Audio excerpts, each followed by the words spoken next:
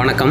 இன்னைக்கு நம்ம கஸ்டமர் ஒருத்தர் 2 phase 3 phase star delta ordinary panel வந்து சர்வீஸ் கொண்டு வந்திருக்காங்க. இதில் என்னென்ன பிரச்சனை இருக்குன்னு பார்த்தீங்க அப்படின்னா, இன்புட் கனெக்டர் ஷார்ட் ஆயிடுச்சு, டோர் சைடு வர்ற ஆன் ஆஃப் சுவிட்சு, 2 ஃபேஸ் மோட் ஆன் ஆஃப் சுவிட்சு அந்த ஒயர் எல்லாமே மெல்ட் ஆயிடுச்சுங்க. அப்புறம் அந்த 3 கான்டாக்டர்லையுமே வந்து டஸ்ட் ஏறிடுச்சுங்க. கோழி பண்ணையில் மாட்டியிருக்காங்க. உள்ள கோர்லாம் கரெக்டாக ஹம்மிங் சவுண்ட் வருது, கரெக்டாக ரிலீஸும் ஆக மாட்டேங்குது. கெப்பாசிட்டர் வேல்யூம் செக் பண்ணி நம்ம பேனலை கம்ப்ளீட்டாக சரி பண்ண போகிறோங்க.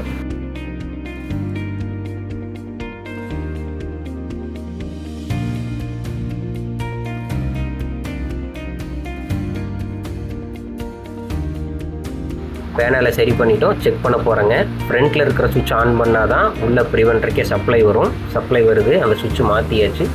இன்னொரு சுவிட்ச் பார்த்தீங்க அப்படின்னா 2 ஃபேஸ் 3 ஃபேஸ் ரெண்டுலேயுமே ஓடணுமா 3 ஃபேஸில் மட்டும் ஓடணுமா அப்படின்னு மோட் செலக்ட் பண்ணுறதுக்காக இப்போ நம்ம வோல்ட் மீட்டர் மாற்றிருக்கோம். வோல்ட் மீட்டர் வேலை செய்யுது, 3 இண்டிகேட்டரும் ஒர்க் ஆகுது. ஸ்டார்டர் மேனுவலாக ஆன் பண்ணுறோம், ஆன் ஆயிடுச்சு. எந்த விதமான ஹம்மிங் சவுண்டும் இல்லை. இப்போ ஸ்டார்லேருந்து டெல்டா மாறிடுச்சு. மோட்டர் 9 ஆம்ஸ் எடுத்து ஓடுதுங்க.